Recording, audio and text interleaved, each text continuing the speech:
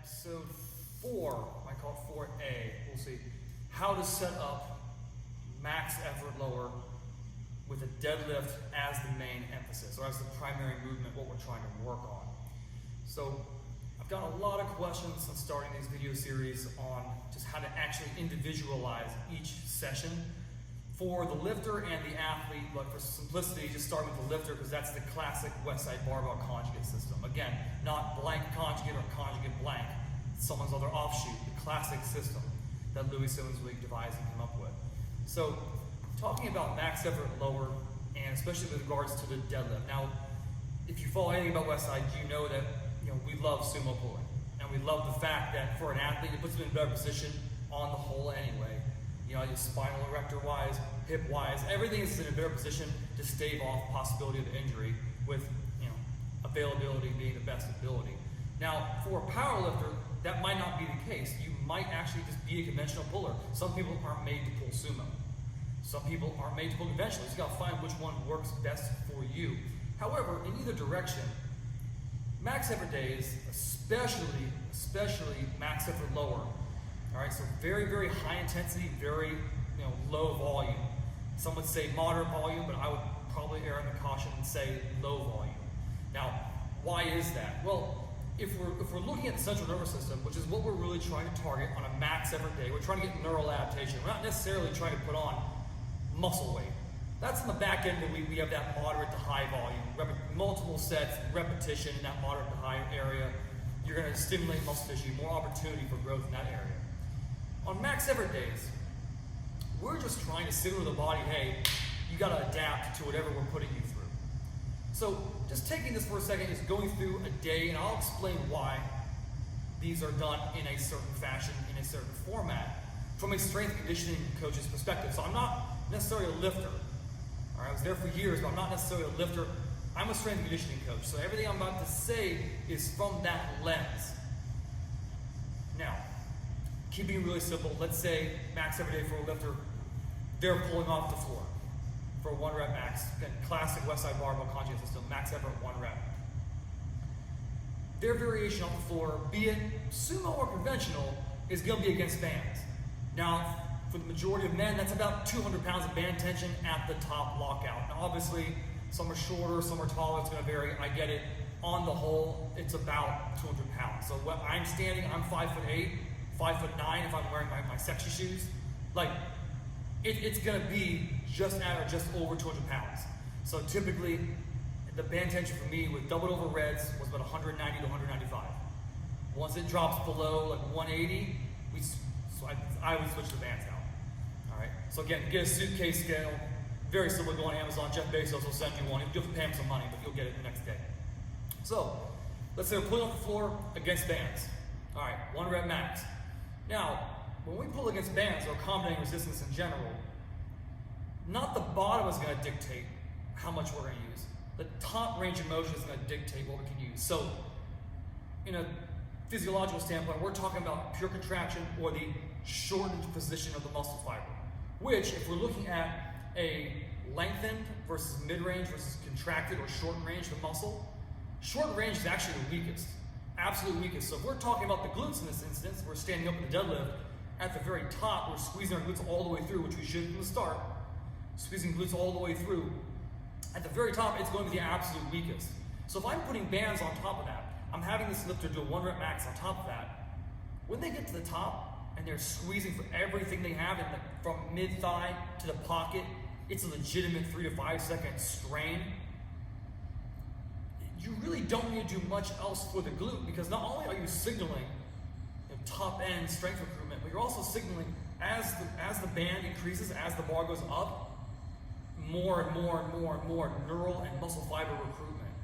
So at that point, from a strength conditioning perspective, looking at strength curve, looking at how physiologically the muscle contracts and works, there really is little to no need to actually actively hit the glute legitimately hard again.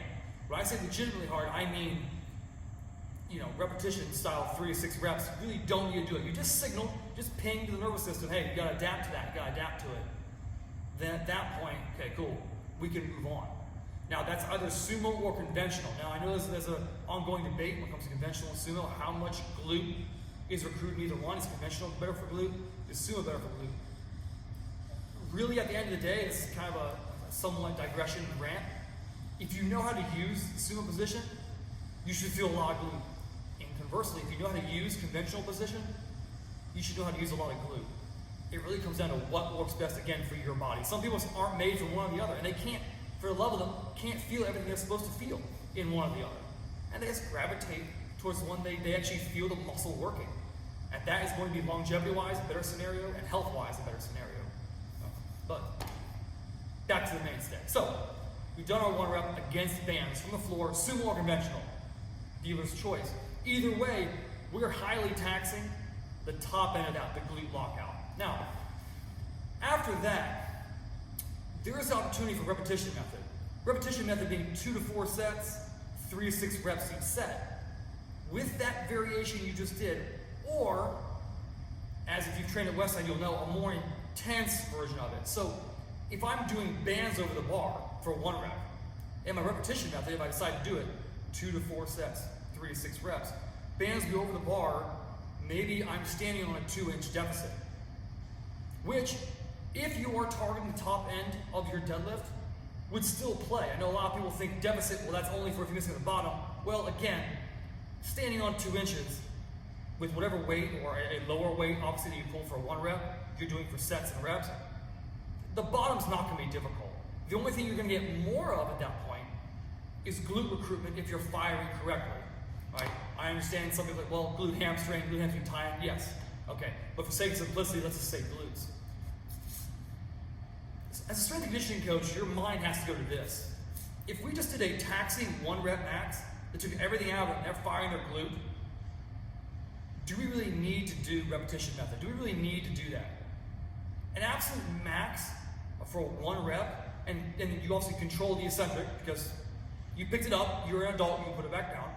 All right, not only that, you're getting that eccentric loading, that eccentric strength.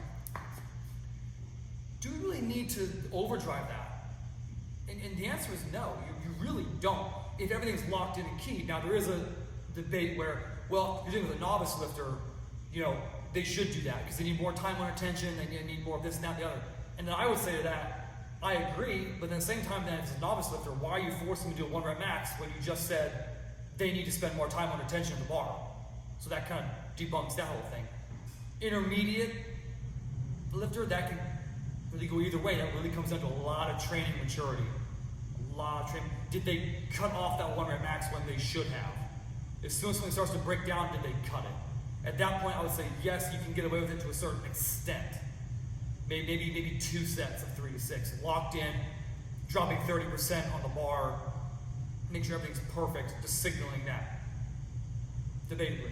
Advanced lifters, I would almost go to the same level as a novice lifter where, you know, you really can't grow nerves. You can wake them up, but an advanced lifter, their nerves are already woken up. So if you've done that, and you know what, you know in the back end of the week you're going to do hypertrophy, there really isn't, in my opinion, a strength and conditioning coach with my educational background and my experience, may not be yours. If what you're doing is working for you, you need to keep doing that. You need to run that until it dies, preferably about 2 weeks before it dies and get off it. As an advanced lifter, they have locked everything in. From the minute that bar leaves the ground, they feel like the head's going to pop off because they know how to exert so much pressure through dead bug hold. They know how to depress their lats, retract their scap, drive through that, packing the scaps down. They know how to roll that bar. They understand how to gather their hamstrings from the bottom, stretch and preload. They understand how to spread and contract their glutes all the way through. They're going to be pretty tapped. So after that, do they really need to do repetition method? In my opinion, my education, I don't think they really do. I think it's an ego thing. They have to do more, but they don't have to. Because again, in this system, the classic Westside Barbell Conjugate System, back end of the week, you're going to get yours. You're going to get your volume in. You don't need to do it. All right? We're not getting in massive amounts of, over the whole course of time, load. Granted, that one lift has a lot of load, but over the course of the entire session, not a lot of load. So we have to compensate for that load with intensity. If we've just done that with a 1 rep, we don't need to add more poundage on it. We just don't. It's not that I don't think it's cool.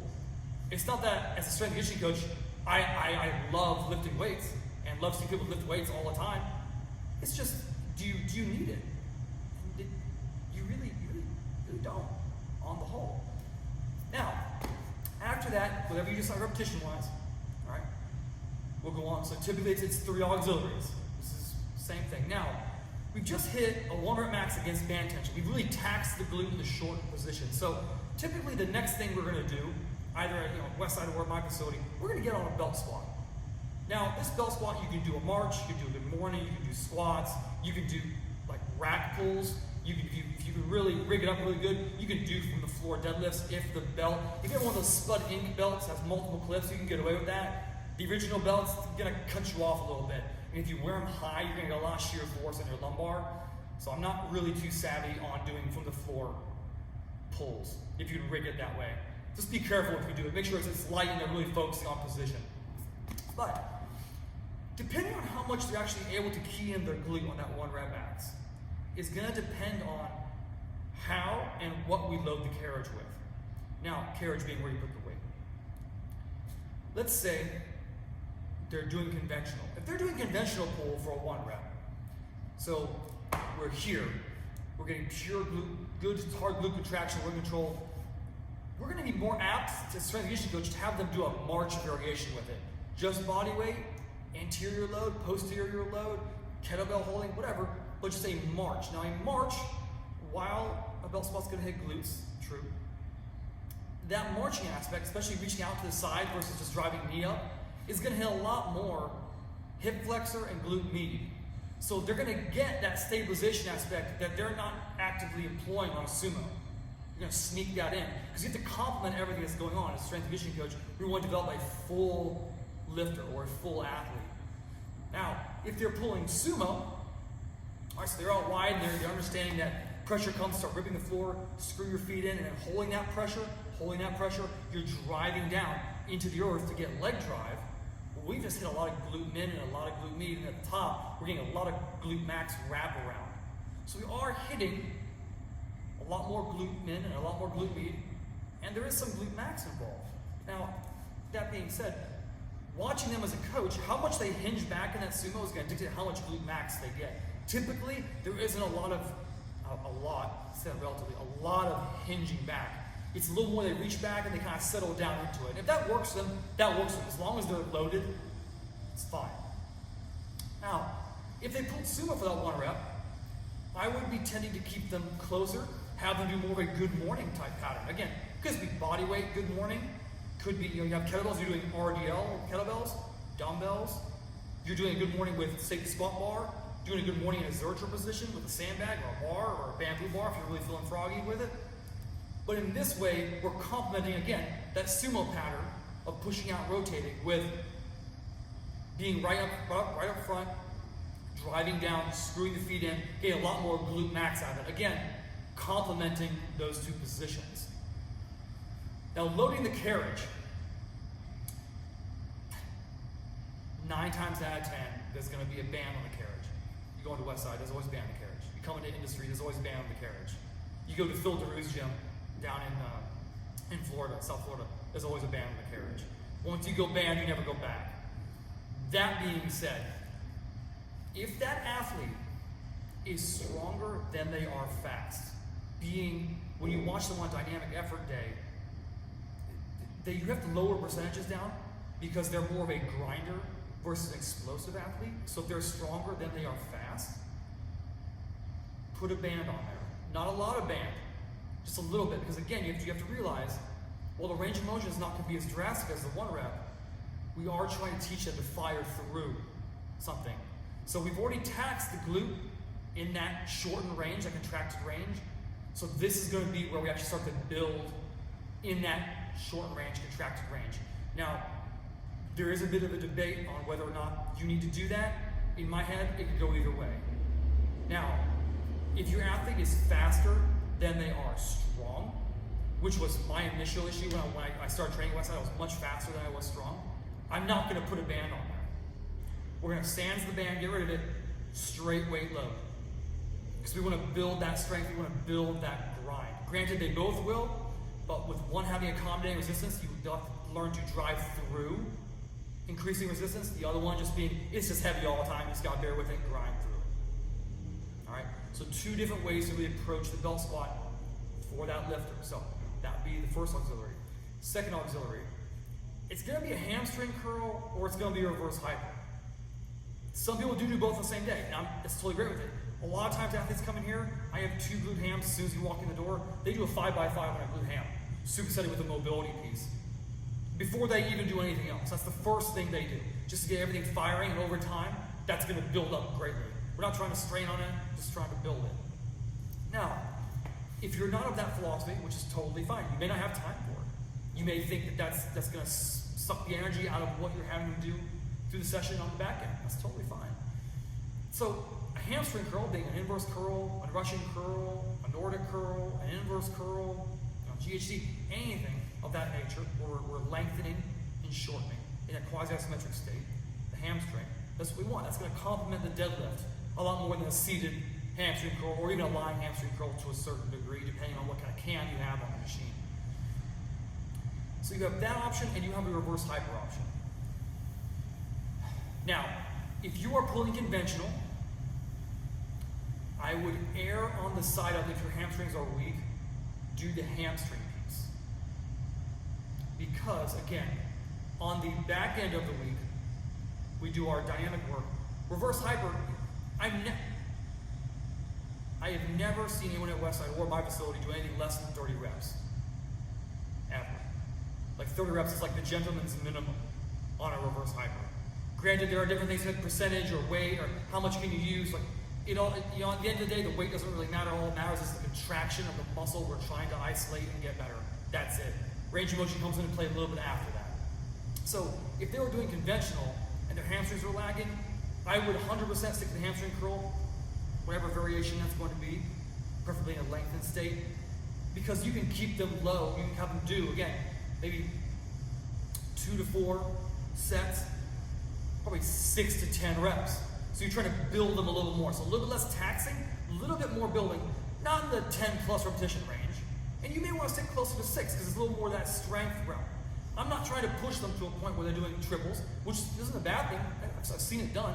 But after doing a 1 rep max, after maybe doing repetition method, after doing belt squat work, neurally and psychologically, they're going to be drained anyway. So don't try to overdrive someone. We are going for high intensity, but we're not trying to rip them out so that after 2 sleeps, Monday, Tuesday night, coming on Wednesday for another max effort session, they're not completely blasted. So I would stick to that hamstring curl. Again, 2 to 4 sets with 6 to 10 reps. Now, if you were doing sumo off that,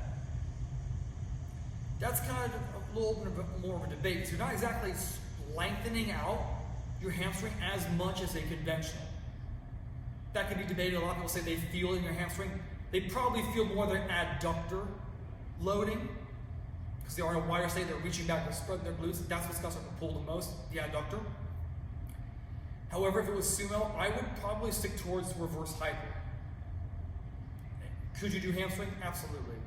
Why do reverse hyper? Because of this. On a reverse hyper, whether it's like a sexy $3,000 version or just a basic $700 Rogue version, I can incline and decline it simply by putting bumpers underneath it.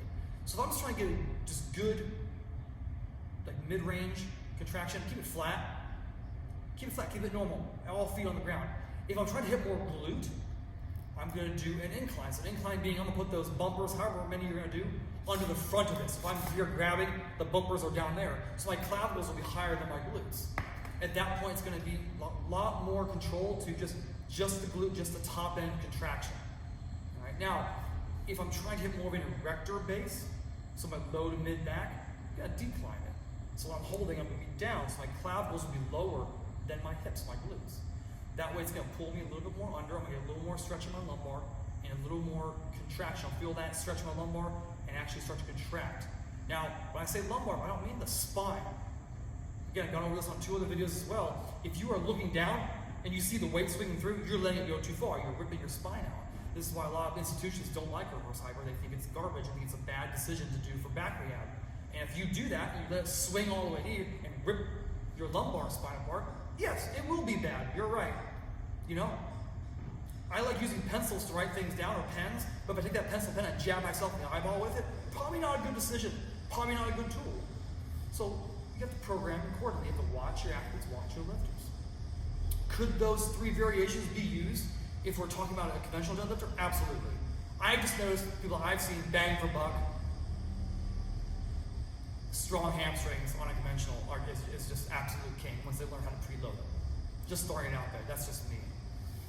Now, on a hamstring curl variation or the reverse hyper, very, very seldom at this point do we put any type of accommodating resistance on it. Now, if you've ever put bands on a reverse hyper, you know that gets pretty drastic pretty quick. So putting a micro mini on there, probably all you're gonna need. Those of you who have done legitimate GHDs or Russian curls or inverse curls know that it's hard enough. So adding a band to it at that point, I personally don't see as necessary. Some people will. We've already tapped, again, the glutes in the short contracted position, the toughest position. You've already tapped it. You've already caused an adaptation. You do it with the 1 rep. You may have done repetition method. Again, you know my thoughts on that. I already went over that. Belt squat, if you're stronger than you are fast, I would put a band on it and then put weight on it because they're going to drive through something to create more explosiveness through the lift, if you will. So the majority of people have already done it. Now, if you are faster than you are strong, you've loaded more weight, at this point, doing reverse hyper or hamstring curl, I can see that. I can see you adding a little bit of band somewhere, little bit, like a micro mini. It does not take a lot. A single strand of micro mini does not take a lot. You're trying to get the minimal effective dose for your lifters and for your athletes. All right, we're not trying to overshoot radically and they feel great for 3 or 4 days and then they crash because it's just too much too soon. All right, you want to get as much as you can, have as little as possible, and then add a little tincture, a little drop, and get a little bit more, and get a little more. We're in it for the long haul. I've never met someone in lifting or in sports that says, yes, it's really cool, I just want to do this for the next 4 months, now I'm going to stop. Well, at that point, yeah, you could put the foot down and just have them do everything. That's great, because they're going to be out of it in several months. But everyone I've always come across, coaches too, like, I'm in this for the long haul, I'm in it for the passion, I'm in it because I love it. So give them time to grow. Give them time to master. Don't overshoot them. So after that second auxiliary, that hamstring, reverse hyper, sled pull. Now, sled pull, typically, hey, guys and gals will do it on the very beginning to warm up, which is nothing. It's like a plate or 2 plates for a couple trips. Trips being 60 meter down, 60 meter back.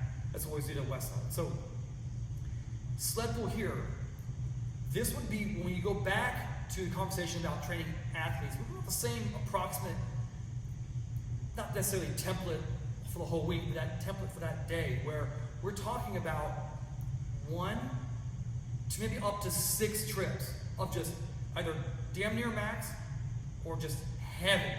There is no working percentage on this.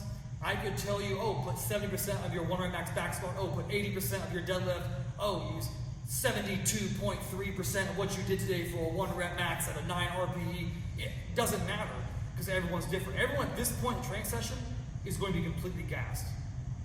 So I caution you coaches, if you want to use that sled pull, it's like we're going to find a 1 rep, a 1 trip max.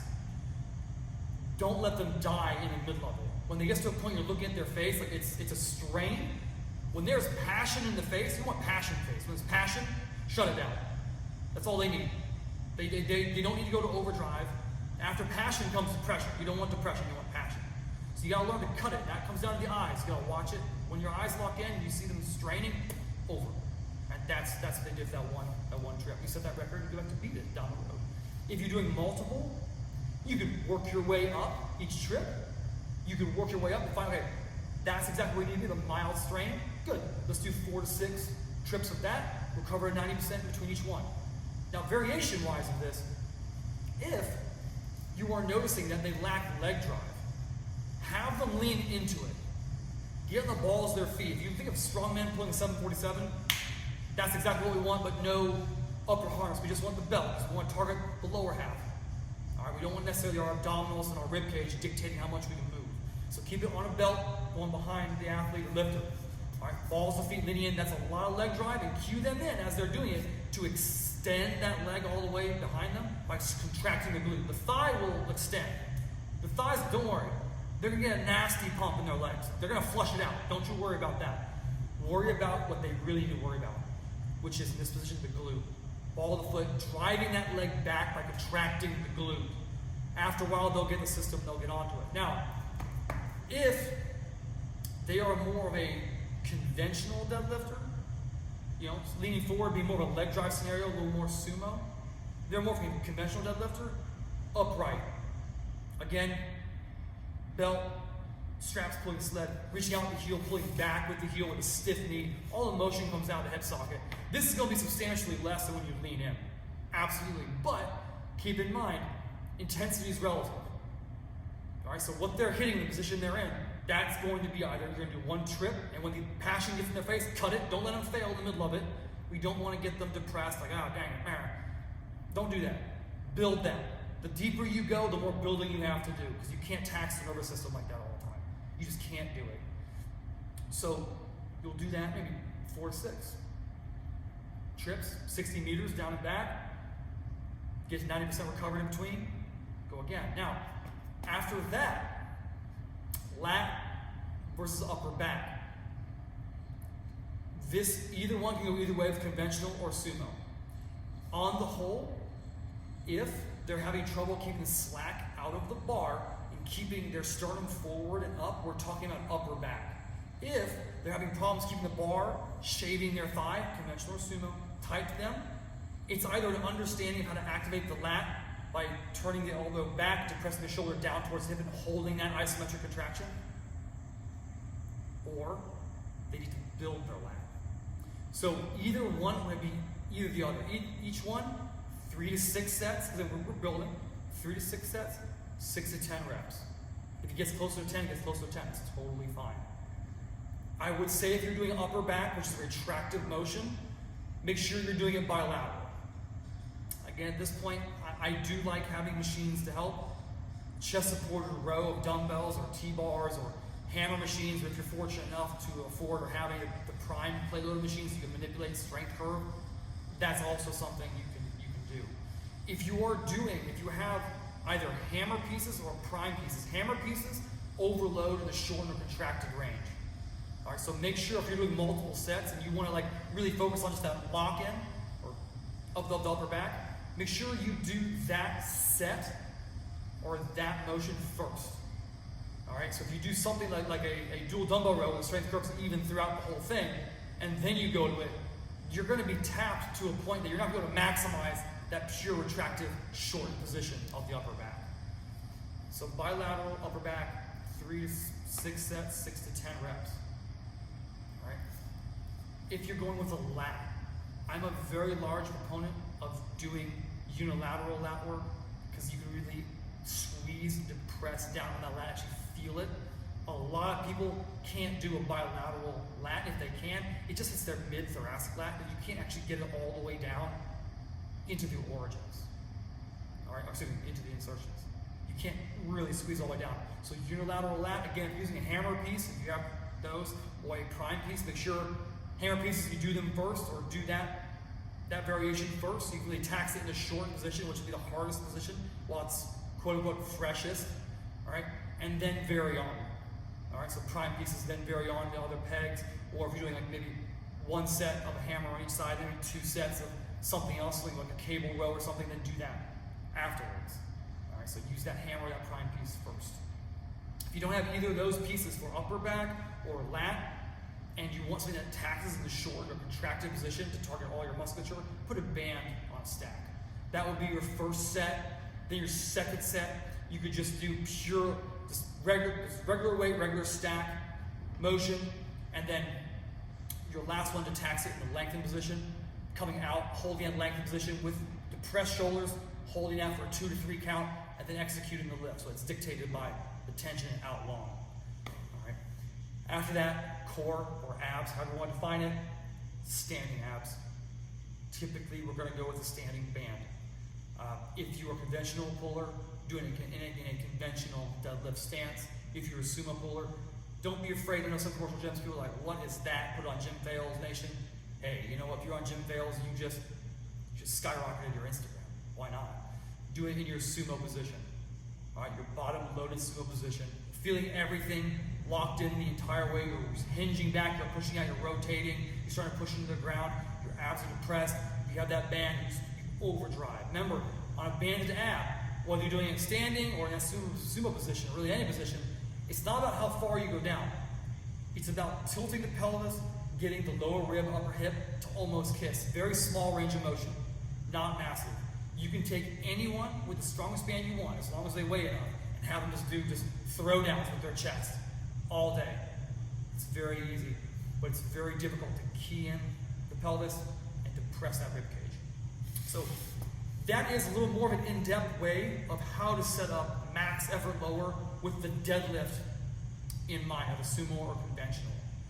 So, if you have any questions, please put them in the description. If not, shoot me a direct message on Instagram. Until next time, ciao for now.